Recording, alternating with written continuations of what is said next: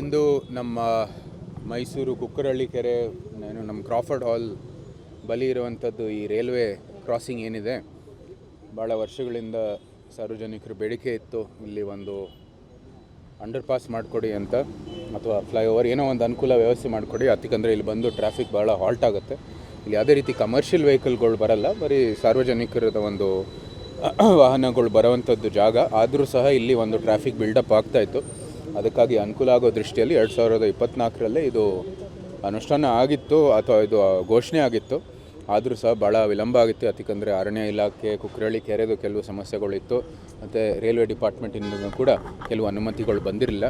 ಈಗ ಅದೆಲ್ಲನೂ ಕೂಡ ಒಂದು ಅನುಮತಿಗಳು ಅಥವಾ ಏನು ಸ್ಪಷ್ಟೀಕರಣ ಕೊಡಬೇಕಾಗಿತ್ತು ರೈಲ್ವೆ ಇಲಾಖೆಗೆ, ನಂತರ ಕೆಲವು ಇನ್ನೊಂದಷ್ಟು ಜಾಗಗಳಿಗೆ ಸ್ಪಷ್ಟೀಕರಣ ಕೊಡಬೇಕಾಗಿತ್ತು, ಎಲ್ಲ ಕೊಟ್ಟಾಗಿದೆ.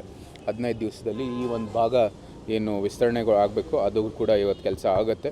ಯಾವುದೇ ರೀತಿ ಟ್ರಾಫಿಕ್ಗೆ ಅನನುಕೂಲ ಆಗದೇ, ಯಾಕಂದರೆ ಆಗಲೇ ಇದು ಟ್ರಾಫಿಕ್ ಬಿಲ್ಡಪ್ ಆಗುವಂಥದ್ದು ಒಂದು ಸ್ಪಾಟ್ ಆಗಿದೆ. ಅನನುಕೂಲ ಆಗದೇ ಒಂದೊಂದು ಭಾಗ ಕೆಲಸ ಮಾಡ್ತಾರೆ. ಅದ್ರ ಜೊತೆಗೆ ಕೆಲವು ಪ್ರಸ್ತಾಪಗಳು ಬಂದಿದ್ದಾವೆ, ಅದು ತಾರ್ಕಿಕವಾಗಿಯೂ ಕೂಡ ಸರಿ.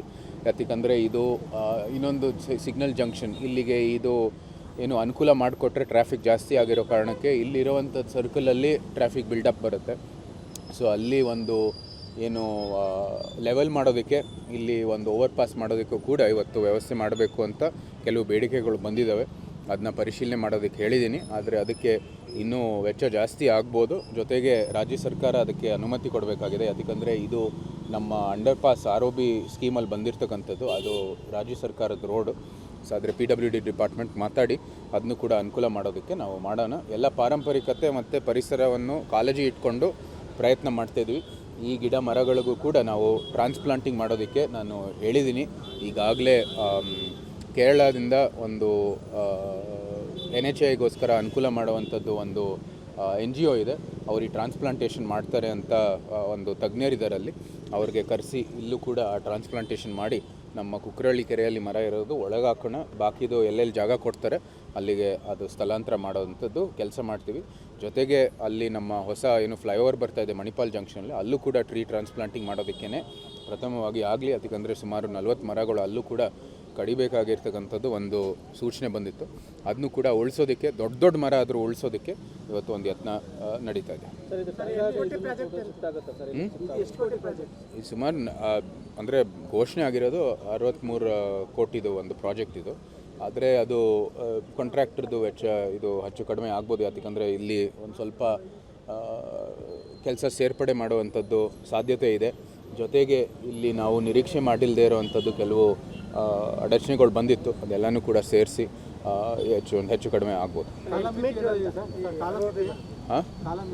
ಇಲ್ಲಿ ಕಾಲಮ್ ಇಲ್ಲ, 2 ಬಾಕ್ಸ್ ಪುಷಿಂಗ್ ಮಾಡ್ತಾರೆ ಇಲ್ಲಿ ಅಷ್ಟೇ. ಟೈಮ್ ಬೌಂಡಲ್ಲೇ ಇಲ್ಲಿ 15 ದಿವಸದಲ್ಲಿ ಸ್ಟಾರ್ಟ್ ಮಾಡ್ತಾರೆ. ಆದಷ್ಟು ಶೀಘ್ರದಲ್ಲಿ 1 ವರ್ಷದಲ್ಲಿ ಮುಗಿಸೋದಕ್ಕೆ ಪ್ರಯತ್ನ ಮಾಡ್ತೀನಿ. ಆದರೆ ಟೈಮ್ ತೊಗೊಳ್ಳೋದು. ಟಾಂಗಾ ಶಿಫ್ಟ್ ಆಗುತ್ತೆ.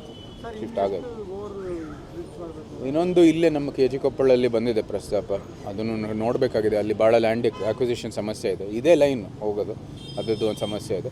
ಇನ್ನೊಂದು ಆಗಲೇ ಶುರು ಆಗುತ್ತೆ ಕೆಲಸ ನಮ್ಮ KR ರಸ್ತೆಯಲ್ಲಿ, ಅದರದ್ದು ಕೆಲಸ ಶುರು ಆಗುತ್ತೆ.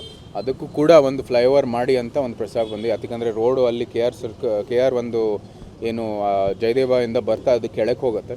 ಸೊ ಅಲ್ಲೇ ಅದು ಒಂದು ಸಮ ಮಾಡಿ ಒಂದು ಫ್ಲೈಓವರ್ ಮಾಡಿ ಅಲ್ಲಿ ಇದು ರೈಲ್ವೆ ಹಿಂದೆನೇ ಅದನ್ನ ಸೇರಿಸಿದ್ರೆ ಒಂದು ಸಮ ಆಗುತ್ತೆ ಅಂತ ಹೇಳಿದ್ದಾರೆ. ಅದಕ್ಕಾಗಿ ಆ ಕ್ರಾಸ್ ರೋಡಲ್ಲೂ ಕೂಡ ಯಾವುದೇ ರೀತಿ ಅನನುಕೂಲ ಆಗುತ್ತೆ. ಕೆಳಗಡೆ ಟ್ರಾಫಿಕ್ ಹೋಗ್ಬೋದು, ಇಲ್ಲಿ ಮೇಲ್ಗಡೆ ಫ್ಲೈಓವರಲ್ಲಿ ಈ ಕಡೆಯಿಂದ ಟ್ರಾಫಿಕ್ ಹೋಗ್ಬೋದು ಅಂತ ಇವತ್ತು ಒಂದು ಪ್ರಸ್ತಾಪ ಬಂದಿದೆ.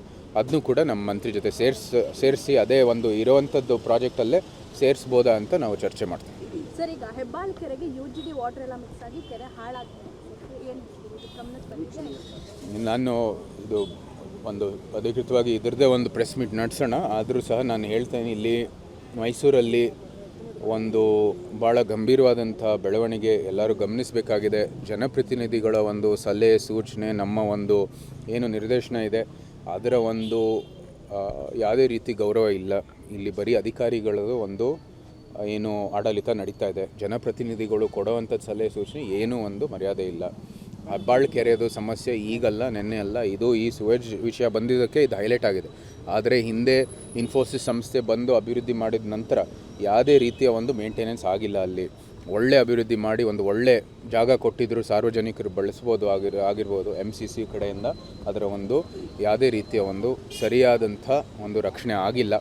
ಜೊತೆಗೆ ಇಲ್ಲಿ MCCಯಲ್ಲಿ ಯಾವುದೇ ರೀತಿ ಜನಪ್ರತಿನಿಧಿಗಳಿಲ್ಲ. MCC ಕೌನ್ಸಿಲ್ ಅದಾಗೆ ಎಲ್ಲ ನಿರ್ದೇಶನ ಅಂದರೆ ಯಾವುದೇ ಒಂದು ನಿರ್ಧಾರ ತಗೊಳ್ಳೋದು ಯಾವುದೇ ಜನಪ್ರತಿನಿಧಿಗಳ ಪಾಲಿಲ್ಲ. MCC ಕೌನ್ಸಿಲ್ ಅದಾಗೆ ಎಲ್ಲ ನಿರ್ಧಾರಗಳು ತಗೊಳ್ತಾ ಇರೋದು ಅತ್ಯಂತ ಒಂದು ಗಂಭೀರವಾದಂಥ ಒಂದು ನಾವೆಲ್ಲರೂ ಗಮನಿಸಬೇಕಾಗಿರ್ತಕ್ಕಂಥ ಒಂದು ಬೆಳವಣಿಗೆ. ಇದು ಆದಷ್ಟು ಶೀಘ್ರದಲ್ಲಿ ಎಲೆಕ್ಷನ್ ನಡೆಸಿ ಜನಪ್ರತಿನಿಧಿಗಳು ಜನರ ಒಂದು ಧ್ವನಿಯಾಗಿ ಅಲ್ಲಿ ತಮ್ಮ ವಿಷಯಗಳು ಎತ್ತಿ ಸರಿಯಾದಂಥ ಅಭಿವೃದ್ಧಿ ಆಗುತ್ತೆ. ನೀವು ಈ ಸಿಗ್ನಲ್ ಲೈಟ್ ವಿಚಾರ ನೋಡಿದ್ದೀವಿ, ನಾನಲ್ಲ, ಸಾರ್ವಜನಿಕರು ಸಾಮಾಜಿಕ ಜಾಲತಾಣದಲ್ಲಿ ಎಲ್ಲರೂ ಎತ್ತಾ ಇದ್ದಾರೆ. ಇಲ್ಲದೇ ಇರೋದು ಕಡೆಯಲ್ಲಿ ಸಿಗ್ನಲ್ ಹಾಕಿದ್ದಾರೆ, ಸುಮ್ಮನೆ ಎಲ್ಲ ಮೈಸೂರಲ್ಲಿ ಸಿಗ್ನಲ್ ಹಾಕಿದ್ದಾರೆ. ಅದು ಯಾವ ಒಂದು ವರದಿ ಮೇರೆಗೆ ಮಾಡಿದ್ದಾರೆ, ಯಾವ ಒಂದು ತಜ್ಞರ ಒಂದು ಅಭಿಪ್ರಾಯದ ಮೇಲೆ ಮಾಡಿದ್ದಾರೆ ಅಂತ ಯಾರಿಗೂ ಗೊತ್ತಿಲ್ಲ. ಸುಮ್ಮನೆ ಸಿಕ್ಕಿದ್ದು ಬಂದಿದ್ದ ಕಡೆಯಲ್ಲಿ ಈ ಸಿಗ್ನಲ್ ಹಾಕಿರ್ತಕ್ಕಂಥದ್ದು. ಈ ಥರ ನಾವು ಹಲವಾರು ಸಂಗತಿಗಳು ಉಲ್ಲೇಖ ಮಾಡಬಹುದು. ಆದರೆ ಇದು ಭಾಳ ಗಂಭೀರವಾದದ್ದು. ಈ ಈ ಒಂದು ಫ್ಲೈಓವರ್ ಅಭಿವೃದ್ಧಿ ಕೆಲಸದಲ್ಲಿ ನಾವು ಬಂದಿದ್ದೀವಿ. ಇದಕ್ಕೆ ನಿರ್ದಿಷ್ಟವಾಗಿ ಒಂದು ಪ್ರೆಸ್ ಮೀಟ್ ನಾವೇ ನಡೆಸ್ತೀವಿ.